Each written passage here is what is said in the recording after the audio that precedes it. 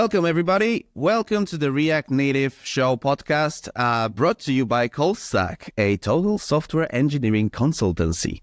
My name is Jakub, or Kuba, you know me. I am the host of this coffee talk, and today we have a really cool episode because we're going to talk about, well, the future. And the future is now, and we will be talking about VisionOS for Apple Vision Pro in React Native. How about that? There was an episode once about this, and the guy who was on this episode is with me today. I got another guest, but let them introduce themselves. So, Oskar.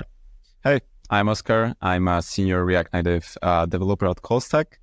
I'm the creator and maintainer of React Native VisionOS, which we are going to talk about today. What a guy. Thank you, Oskar. Nice to have you here. And my another guest, who is unfortunately remote, is with us. Mariusz, say hi. Hi, it's me, Mario. I'm passionate about 3D graphics and low-level programming. Previously, I was working for a AAA game company, and I had the privilege to work on 2 games. And now I'm super grateful to have the opportunity to work with Oskar and bring React Native to a new dimension. Nice. Pun intended. But yeah, Mario is with us for a very special reason, and you will see why. Because, there's been some changes happening on the VisionOS stage. And since the last episode where Oskar was talking about it and talking about the future, we will have an update. So let's see what's up. What has changed since December 2023, because this is the date when the episode was released. But maybe before we jump into the meat, the sauce, Oskar, I've seen that you are very active on social media, Twitter/X. Exactly. And you're making some buzz out there. So maybe you can give us some update what's going on there. Sure. So the community involvement in the project has been really awesome. There are a lot of people tweeting about React Native for VisionOS. The release tweet got over 500k views, which is just great. That's a lot. Yeah, people are testing the reviews, and everything is moving in the right direction. So, man, talking to celebrities is always tough, but I think we will go through this together. 500k views, man. I think if you would gather all my tweets, posts, and everything on every platform, it wouldn't be this much. And you are talking about just one post. What the hell? Nice job, man. Nice job. Thank you. All right, so let's get to the sauce then. VisionOS update. There has been a lot of changes. I know that because, well, we were talking about it already. You guys might not be aware what's happening, so let's just jump on it. Let's start from the top. And I think that it's very important to mention that headset has been released since then. It's actually existing. It's a physical thing. Yes, but we don't have it. But bear with me. We'll explain why we don't have it yet. But this is, let me see my numbers. 200,000 of a Vision Pro has been sold in US. Let's point that out. Because it's US only. US only, yes. And our headset is also from US, and it's been stuck In Poland. In Poland on the goods. So we are still waiting. Hopefully, we'll have it next time we are recording, so we can actually show you how it looks like. But that's one thing. 200,000 pieces sold in the US, and there has been some reviews already all over the place. I've seen some of them. Oskar is probably on top of them while working on it. So what's up with these? Yeah, the reviews were pretty mixed. Some people who found their use case are using it daily, but some of them, like, it's just not for them. So that's why I guess the reviews are mixed. We saw some tweets that people are just returning the headset. But I think that's what happens with the first-gen products. So yeah, I feel like it happens to everything, right? When there was a first M1 Mac, people were also hyped, and then like, No, okay, thank you. Get it back. So it's happening all the time. But I'm really curious because Mario, I know you are passionate about VR stuff and everything VR related. You have probably used many of VR headsets before, or just playing around with them. Having this experience, right, of the previous headsets, do you think Vision Pro might be better than any other headset, or do you think it's comparable? You know, just guessing because you didn't test it yet, but I'm just wondering about your feelings. I mean, I would love to have a hands-on experience with VisionOS, but I had only pleasure to work with the typical first-generation VR headsets, which didn't have the camera, so it was just complete like immersion. Okay. And I see that the technology is really quickly developing. Now you can have front cameras and you can mix what the camera sees with the rendered content. I'm really looking forward to how the VisionOS is working. They have really great eye tracker, so you can render high quality graphics where the user is looking at, but everything else can be blurry, and this saves computational power. There's a lot of new technology there, I guess. But as I said, I'm just looking forward to put my hands on it and see how great it is. The gesture recognition, hand tracking, all those goodies are there waiting to be explored. Yeah, we will explore it next week in Las Vegas at ReactConf. So. Exactly. If anybody's in SF, maybe you want to pop in and then put your hands on top of that as well. But we'll get back to it. But yeah, I feel like most people compare it to Quest from Meta. And I did have a chance to play around with Quest. And I have to say, it was such a pleasure. It was so much fun. And it people complain about weight or that it's not very ergonomic and stuff like that. Dude, I didn't feel it. I was like, after like 10, 15 minutes with them on my face, I felt just immersed so much I forgot I had them on. So I hope this is the same case for Vision Pro. Because that was crossed. Yeah. Okay. All right. So moving on. We are just talking about expectations kind of thing. So expectations versus reality for VisionOS, right? For the software in React Native. So let's talk about this a little bit. So as I mentioned at the beginning, there was an episode already about VisionOS in December. So since this episode, you were talking about APIs that you had a plan to add to VisionOS and, many other things. So what has been done since then? What has changed? Sure. So yeah, a few months of development, and we've managed to do a lot. So first of all, the React Native VisionOS started out as just a way to render just a flat interface. But now you can actually render 3D content using immersive spaces, which I will show you later in the demo section. But basically, you have the XR API that allows you to request a new session that transports the user to a totally different world. So you can render your content around user. So it can be fully immersed, or it can be like a progressive immersion. Mm-hmm. So you can have like total control over what users see. Mm-hmm. So talking about the future, and that future is now, this is like a tiny bit of taste of teleportation, isn't it? Yeah. So you were sort of sitting in your living room. Now you're in the freaking space, Exactly. That's so cool. So immersive scenes, that's one thing. And I know that you mentioned that on the episode before. So it's super awesome to hear that it's been done actually. Next, SwiftUI lifecycles. I think this is for every iOS device, right? This is a common thing. So how is it going in Vision Pro?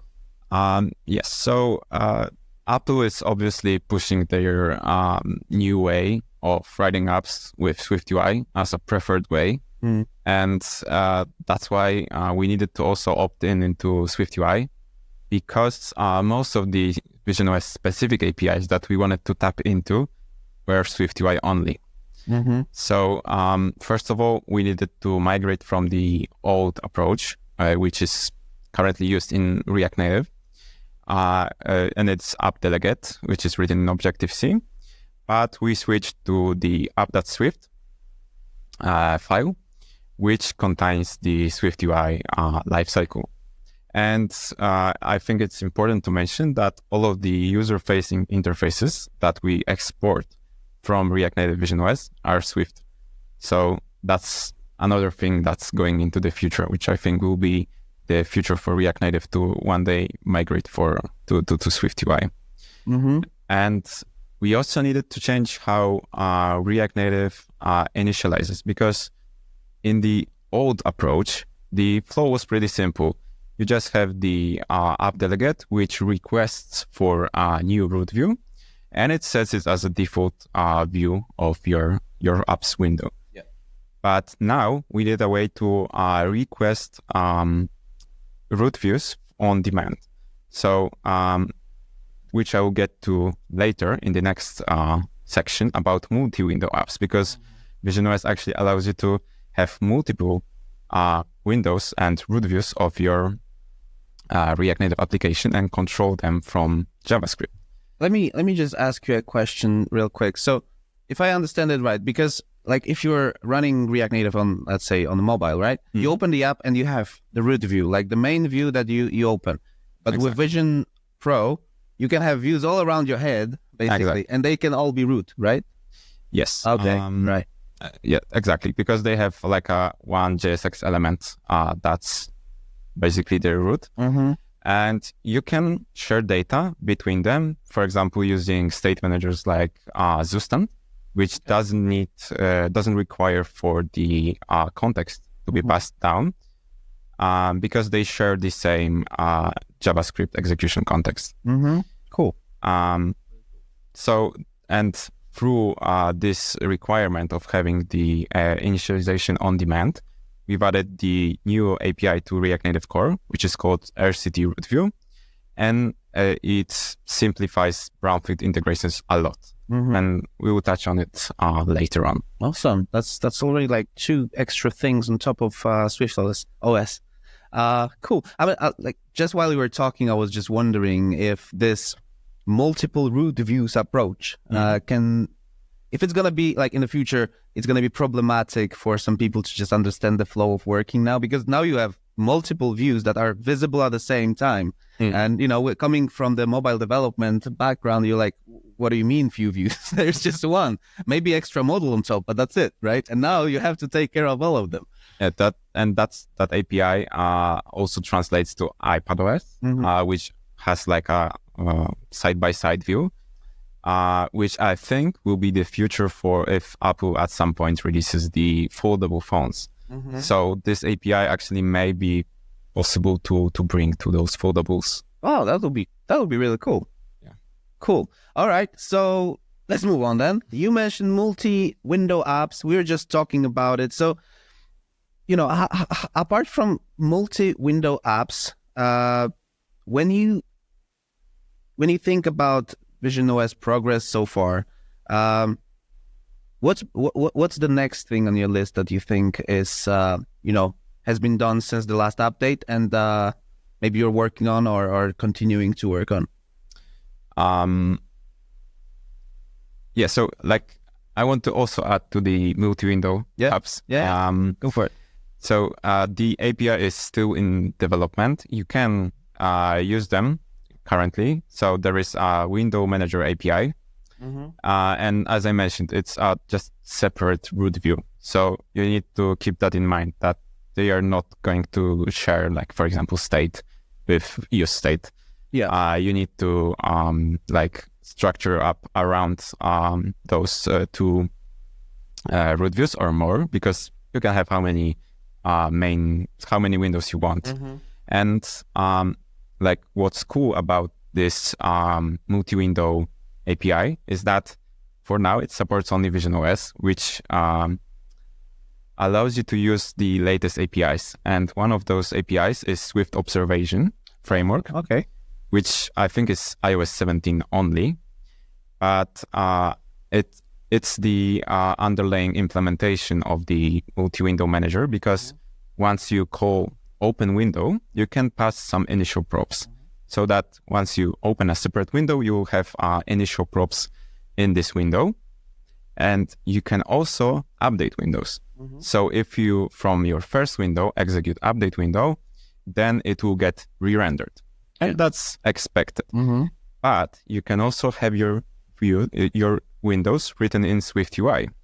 And you can call update window, and it will re-render this SwiftUI window the same way as it re-renders the React Native windows. So that's actually the similarity with React Native and SwiftUI. And you can just have a separate window in SwiftUI. You can have immersive spaces in SwiftUI where we pass props. So I think that's also pretty cool that you can mix and match those two languages. And it's from what you're saying, it sounds like the approaches are kind of similar, even though there are different, basically different technologies, right? Yes. So this is really cool. You don't have to think too much about how it works. You just know one approach, and basically the other one comes really handy. Exactly. All right. And talking about this API, right? Because this, you said you're still working on it, right? Yes. There is some stuff that we want to add. For example, we want to allow users to track which windows are currently open. Because for now, you just open a window and it's open, but user can close it. For example, a separate app can pop up and it will take over. We, of course, support app state, which takes into account multiple windows. So, for example, if you have two windows side by side and some, like the home screen pops up, the app state will report that your app is no longer in the main app. It's in background. Yeah, it's like in background. But you cannot track how many windows you actually opened right now.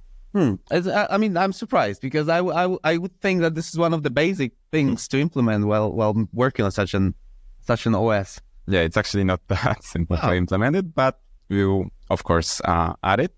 And I also want to add that, like, we believe this is a great addition to the whole ecosystem. So, like, for example, desktop. We have React Native macOS. We have React Native Windows that could implement the same API, and you will be able to have multi-window apps on desktop, which is like the origin of multi-window apps. That would be really cool. That would be really Isn't cool. something that Swift implements with this multiple scenes that you can have, that one application can be built from multiple so-called scenes? Yes, exactly.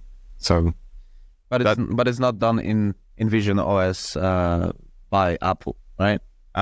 Technically, if you would take the code that we have in React Native VisionOS and just migrate it to React Native macOS, it should work, I think. Okay, so that's some experiment to do. Yeah, that's an experiment. You would need to migrate React Native macOS to SwiftUI app lifecycle, but it's possible because Apple has like their own cross-platform way of cross-platform, meaning like macOS, tvOS, iOS, but it would be definitely possible. Wait, is this code already on the repo, or Yes, it's there. So if we got some open source enthusiasts, right? Maybe you want to do the experiment and try to migrate it to macOS. How about that? Call to action. Do it. I'm really curious. Cool. All right. And I remember you mentioned something that you actually collaborated with someone. Yes. On bringing this API all together, right? Yes. I've came together with the native script team, and we brainstormed on the idea of the window manager and also the XR API. And it's like a cross-framework shared API, because you will see in their docs that they have the same window manager and XR API, which I think is great. And I want to give a shout out to Nathan Walker and Jamie Birch from the native script team. Yeah, shout out to them. All right, that's really cool. So I think from the source, the changelog, that is really, really interesting. There are like few points. I have it in my notes, right? So I think documentation was also improved. So it was just added. it was just, it's improved. It was it wasn't there. Now it's there, right? It was in the README back then. Now we have a separate page that you can visit. Mm-hmm. And it contains some useful information on how you can like integrate React Native VisionOS into your existing project and how you can start from scratch. What APIs do we have? And go and check it out. Did you write these docs? Yes, I did. What a hero. Man, the man is bringing us the VisionOS for React Native, writing the docs. Oh my God, guys, come on. Show some love to this guy. All right, that's docs. And if you come from React Native ecosystem, you know that documentation for React Native is really cool. So I imagine this one has been done in a proper way as well. So we don't lose the quality there. I mean, I trust you, man. All right. And still, we are in React Native ecosystem, and we all know how React Native depends on the community, right? Exactly. So there is something called community modules in my notes. You wanna talk about this? Yes. So first of all, I want to thank everyone who contributed support to their libraries or any other libraries, because the amount of people that did it was great. It's great to see. I have a great button for this. There we go. All right. Yeah, so it was great to see such a commitment from the community. And you can check all the supported libraries currently on the React Native directory, which also added support for VisionOS. And some of the key dependencies that, let's be honest, most of the project use that are currently working are React Native React Navigation. Right. React Native Reanimated, Gesture Handler, and many more that you can use in your apps today. Yeah, and we need many more as well, right? Yes. Let's not stop here. Let's encourage people Let's bring them all. Yeah, to actually make it work on VisionOS as well. Because Oskar has only got 2 hands. Exactly. All right. And yeah, man, I'm always so impressed by React Native community. It's like every time I hear about something cool, it's always the community taking care of this. Exactly. Which is amazing every time, man. That's great. All right. And we're talking about, well, VisionOS, React Native. What about Hermes?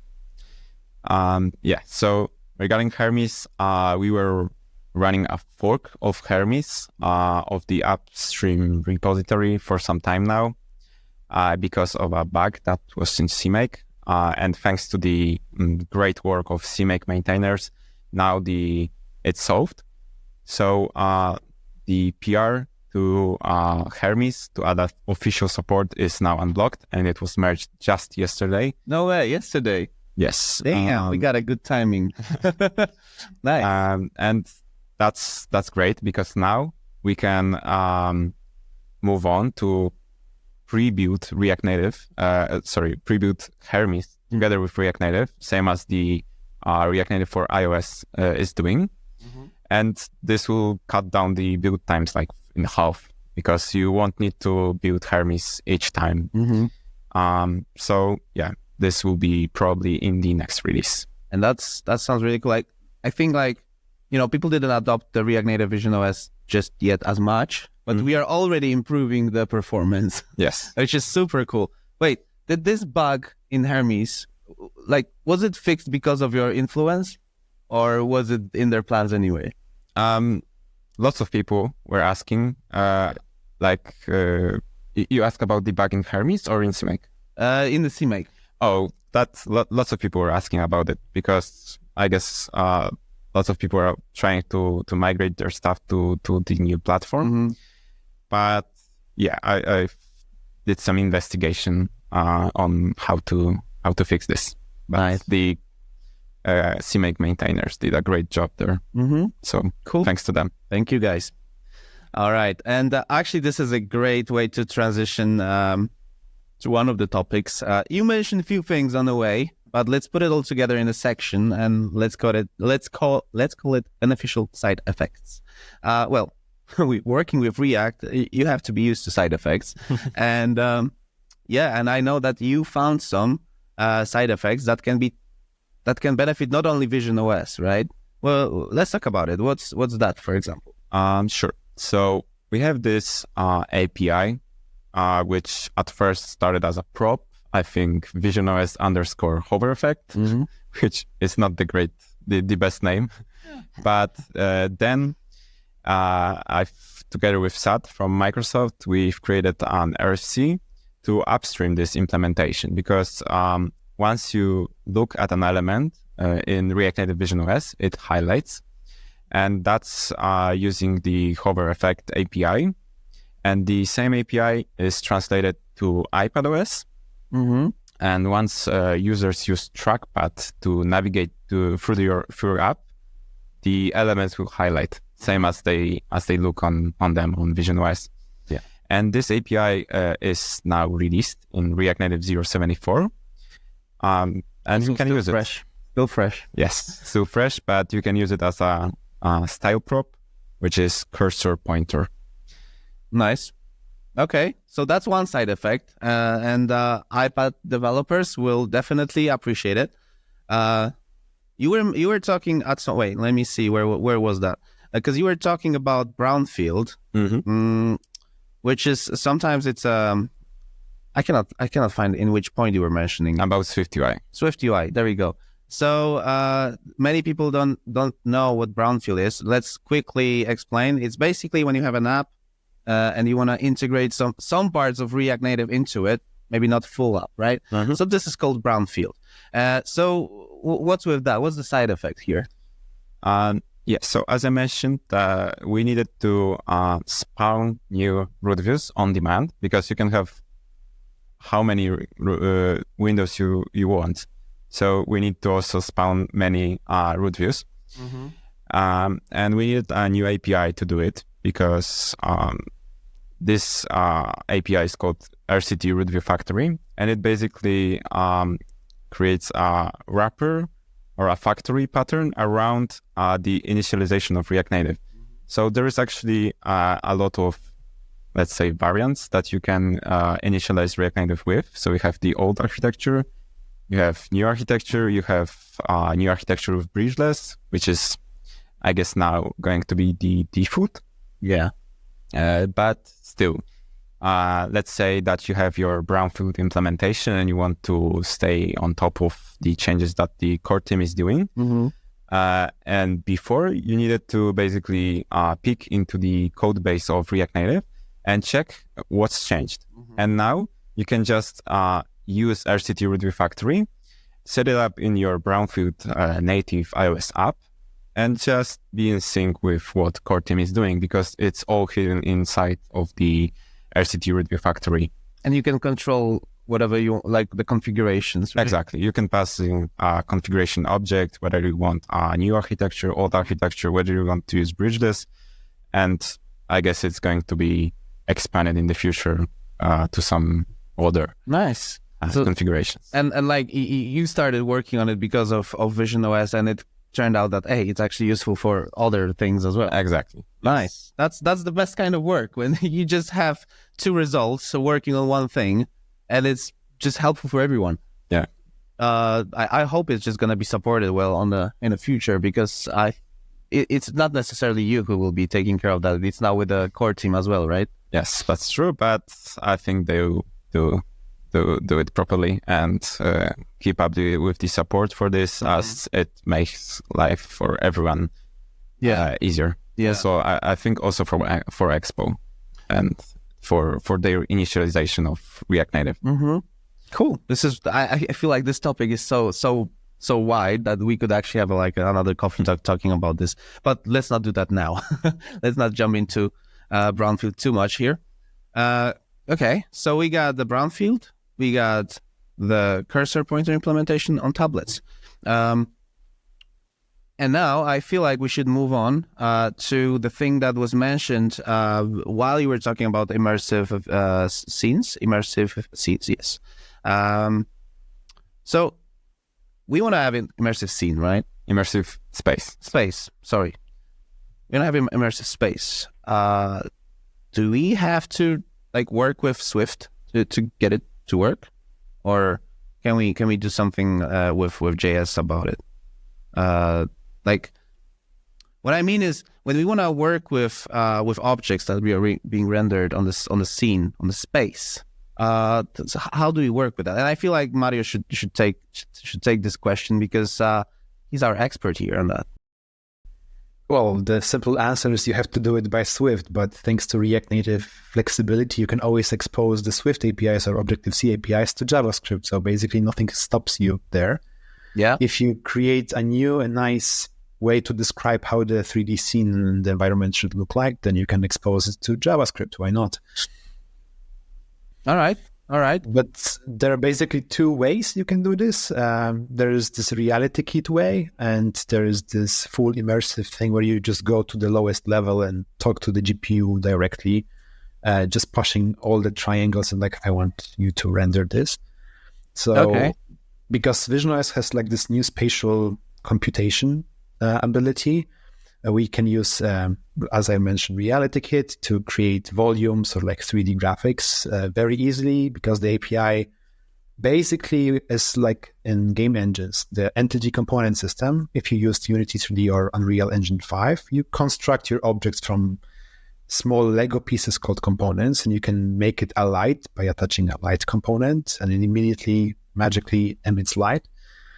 So we have this very descriptive language, which should feel home with React Native developers, because we're describing how components look like, not how they work, basically. And if you want to have complete power, you can go to Metal, directly the layer that talks to the GPU. And in this API, you can describe the whole 3D scene and use the immersive space. So we have the full control. There is one problem with VisionOS that doesn't allow us to use the camera, so we cannot do the mix of AR, let's say. We only can completely overdraw the whole space. And that's only in Metal rendering. Yeah. You can do it in Reality Kit, but you cannot overlay the reward with user surroundings in Metal. Okay. Exactly. Right. I'm afraid that maybe Apple has some privacy concerns because in order to make it work, you have to know where the user is looking at. And maybe Apple doesn't want to expose this to developers, because like this is really powerful information that you can see where the user is looking at and use this for marketing or whatnot. I don't know. We will see how Apple will solve this problem. Okay. But that's an interesting case, because, as you mentioned, that will be really beneficial, but at the same time, privacy. So yeah, true. All right, so let's put it together. So you mentioned we have two ways, right? The one is with Reality Kit, the other one is with Metal. But they both, at this point at least, they both require writing it with Swift. And what about JavaScript? What about it? Well, there are two approaches. The one is to use libraries that already can talk, let's say, Metal.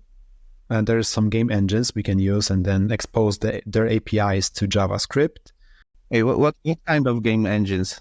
Sorry that I interrupted you, but it sounds really interesting. Okay, I think that BGFX is a really nice low-level engine that you can use to talk to various multi-platform APIs, Metal included. We can use Unity 3D, which exposes also Metal, and probably can be also used from JavaScript. Or basically you can write your own engine and also expose those functions to JavaScript. Right. Cool. I would go with Unity. I like it.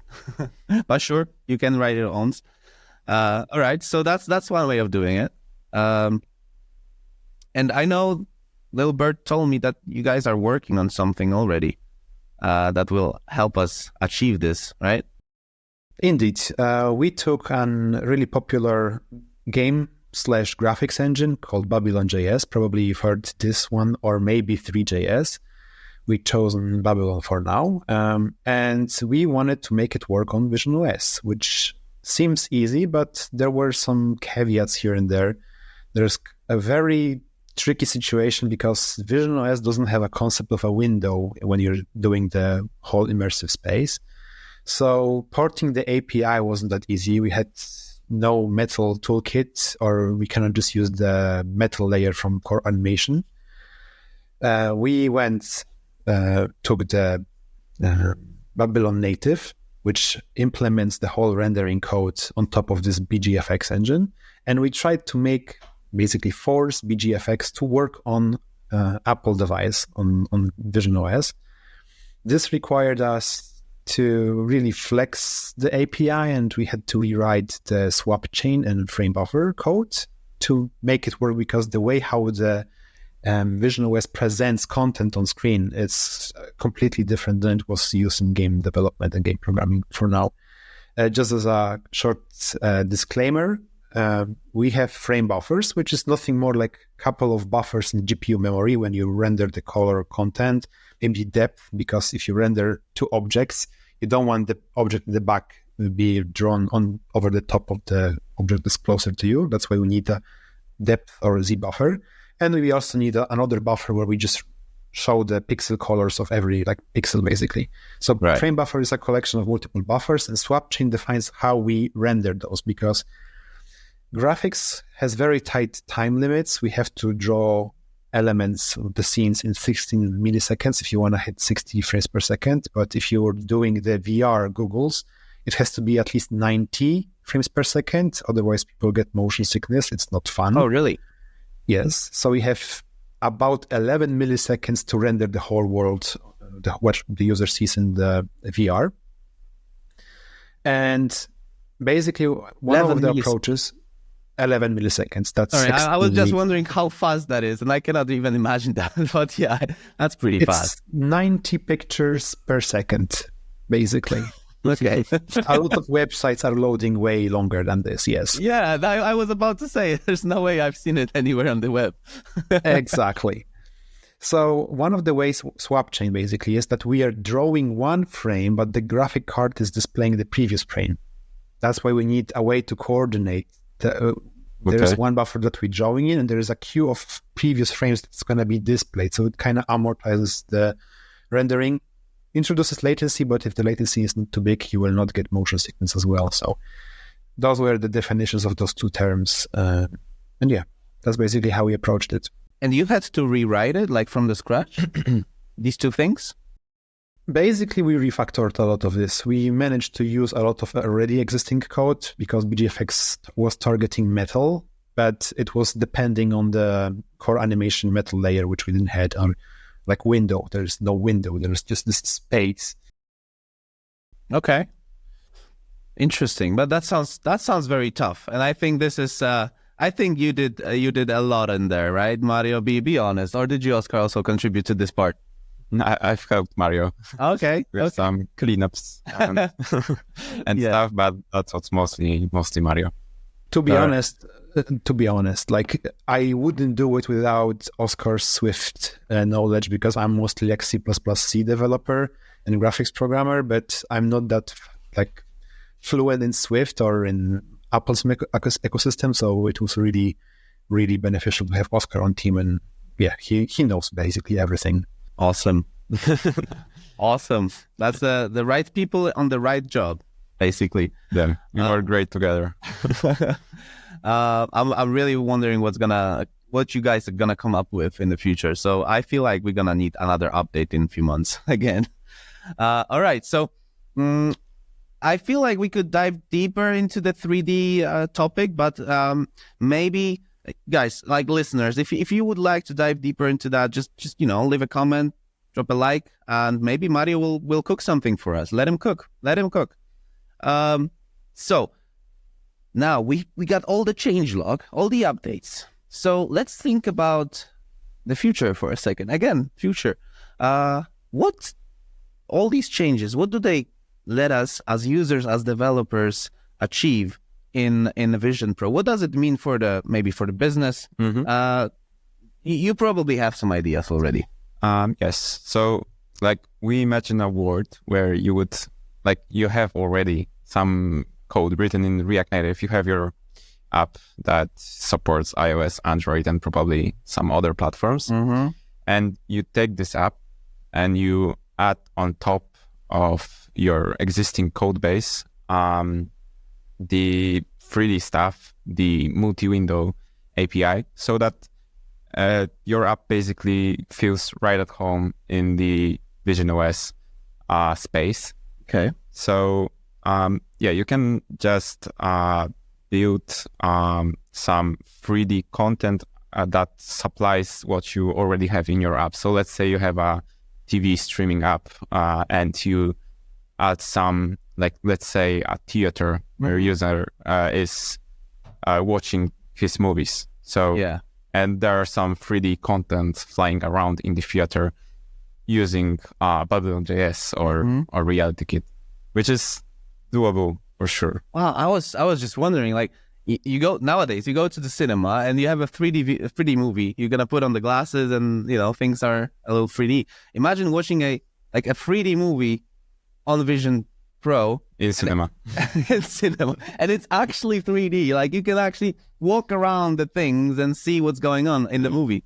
Be part of it. Nice. That's really cool. I feel like the existing AR scene right now will benefit the most out of it, because they will be able to expand the AR experiences even more with these glasses or headsets, or whatever you call it. Because, like, for example, right now, for example, IKEA, right? They have this app where you can just basically take any furniture in their app and just see how it looks like in your home, and decide whether you want to buy it or not. Now, you will have this option in Vision Pro when they release their app for this, and you're just gonna walk around with your headset around your house and be like, oh, this is a great furnished place, and then you take them off, there's nothing there, just white walls. But you can do that probably. Yeah, this right? would be cool. So these are only like few examples, right? Just take your regular app, put it in Vision Pro, make it better with 3D. Take your AR app, make it super cool with actual Vision Pro possibilities. Exactly. What else? What else can we come up with? So theater, right? Theater. That was one thing, and the 3D movies being actual immersive 360 videos or movies you can be part some of. Data visualization, like some really complex data that you can only imagine in 3D space, and that will allow you to touch some of the data points and actually understand it better. Sky is the limit. Sky is the limit here. Exactly. Cool. Obviously, guys, if you have some ideas how you want to use this, just drop a comment. We'll not steal ideas. We will support them. Promise. All right. So I feel like we are reaching the end shortly. We were talking about community modules, and I know, Oskar, you are a big community guy here, working with OS, and I know you want to say something here. Yes. So I want to encourage everyone who has some 3D knowledge and want to play around with Apple Vision Pro to check out what we did with Babylon and BGFX and apply it to their own either rendering engine or something that they contribute to, or just propose adding it to your library. Because we, together with Mario, we solved some conceptual problems that were needed to be solved in order to add support for VisionOS in the rendering engines. And now it's mostly, you can mostly reuse what we figure out through those weeks of work on this. Yeah, exactly. So help us, guys. Let's make this really, really cool and very available for everyone. All right. And I think we are slowly heading towards the end, and Oskar will have something exciting for us at the end. But before that, I know, talking to the celebrity here, you can meet him, this guy, in person in at least 2 places. What's that? Yes. So I will be giving a talk at Render ATO in Atlanta this June, and also at the GeekConf in Berlin, where I will go deep into how we developed React Native VisionOS. So we'll go from the idea to the first release. So the whole story and the challenges that we faced and much more. Sick. And that's in July. And I feel like one more place will be our Callstack React Universe conference. Exactly. But that's a little later because that's in September. But still, come up, say hi, a high five, and listen to this guy's talk. All right. So let's conclude this episode. What's been said?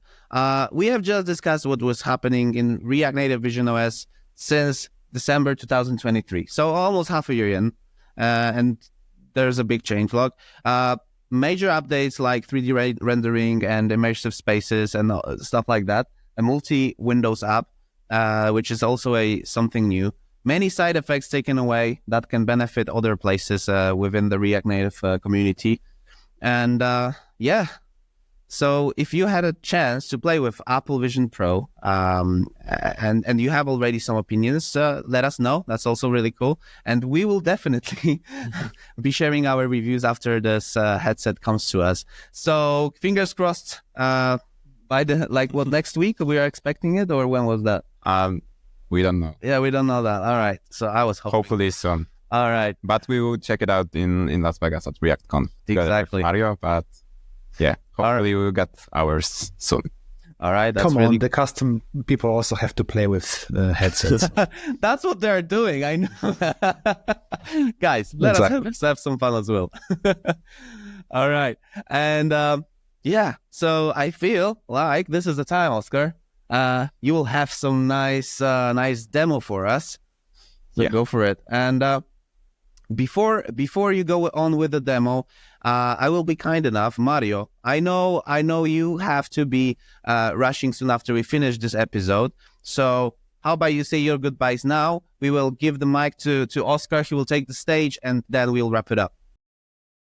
Great. I wanted to thank you all for letting me be in this part of this video, and hopefully people will be interested to learn about 3D more. We'll see. Definitely. Fingers crossed. And again, thanks so much. It was a pleasure to be part of this talk.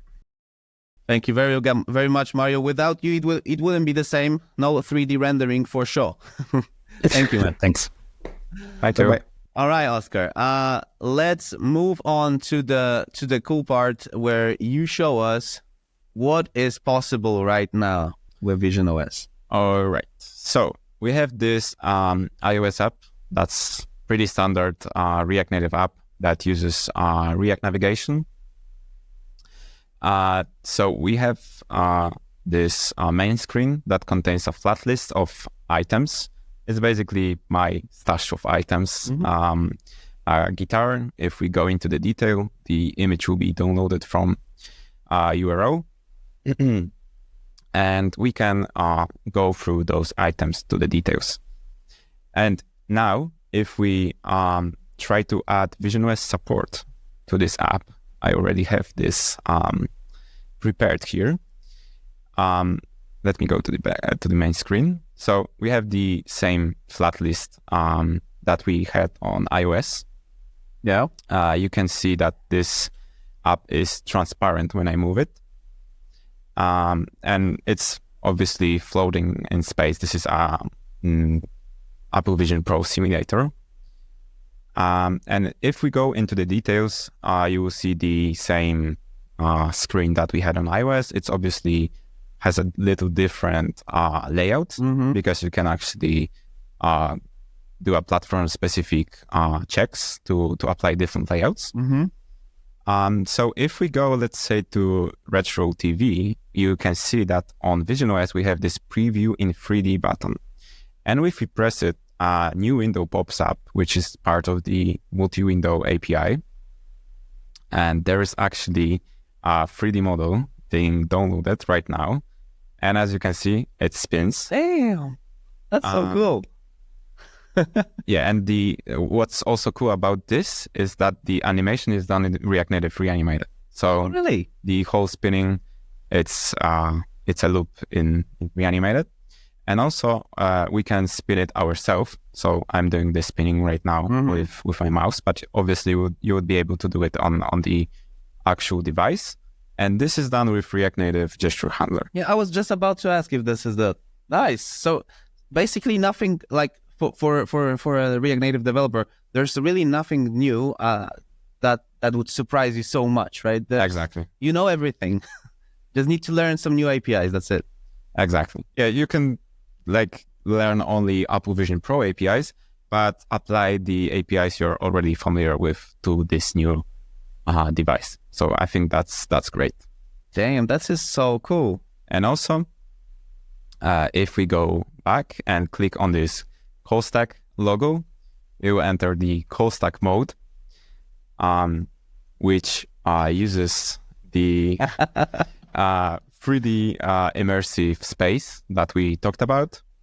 And you can look around those elements, those clouds are moving, the planets are rotating, and it's all done in Reality Kit for now, but hopefully soon you'll be able to do it in JavaScript.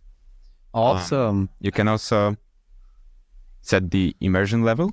So right now we have you're immersed in 30%, but you can also set it to 100%, where you render around users surrounding. So you are within the React universe right now. Exactly. So cool, man. I feel like a kid walking into the toy shop and is just watching this new really cool RC car, and he just wants to try it out so hard. That looks very cool.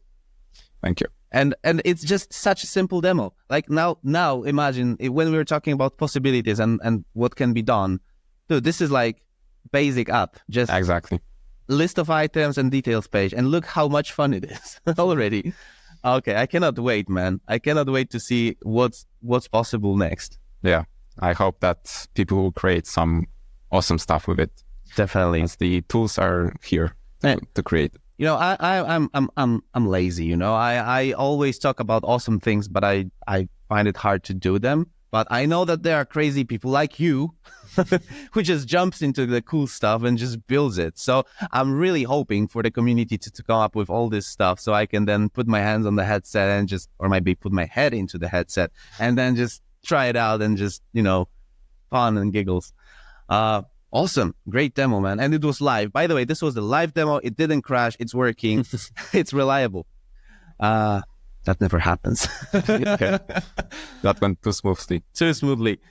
So yeah, again, if you want to hear more, if you want to meet this guy in person, just visit the conferences he mentioned, visit our React Universe Conf and just say hi, come check us out. Contribute to VisionOS, React Native VisionOS repository, contribute to community modules because this is really needed. And guys, let's build this universe together, right? Yeah. Let's just do it. Why not? Let's do it. All right. Thank you very much, Oskar. Thank you. Well, thank you very much, Mario, who's already gone.